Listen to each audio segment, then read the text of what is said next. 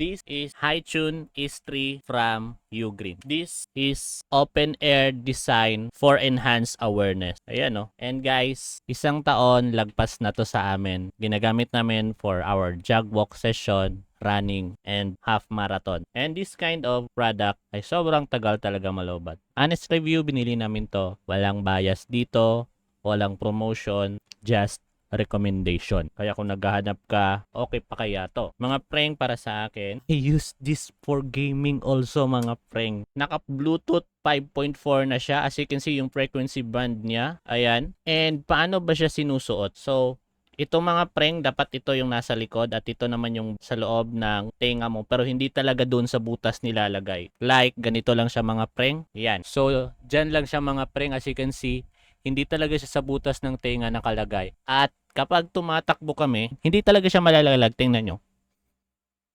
Sakit.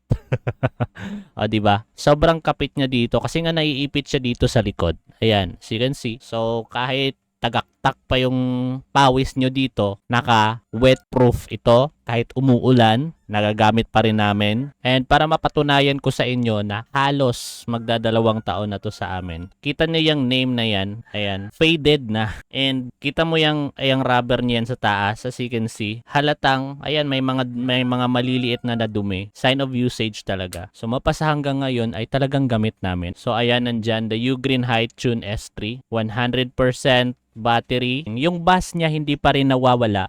Yung ugong, yung subwoofer, maririnig mo pa rin. And take note, umaabot siya ng, hindi pa talaga siya nalulobat. Umaabot kami ng 4 hours sa half marathon namin. Hindi pa rin siya nalulobat. Yung ganitong klaseng, alam naman natin kapag ganitong brand, sobrang trusted na talaga. So marami kang color na pagpipilian. White lang yung napili namin kasi nga yung first bili namin, akala namin malalaglag. So madali siyang makita kapag white. So ever since, hindi pa talaga siya nalaglag sa tainga namin habang tumatakbo. Kaya worth it talaga tong ganitong open air na earbuds. So yun lang, mararecommend ko lang siya. Hindi ito sponsored, walang bias dito, walang promotional dito. Honest review, honest experience sa ganitong product.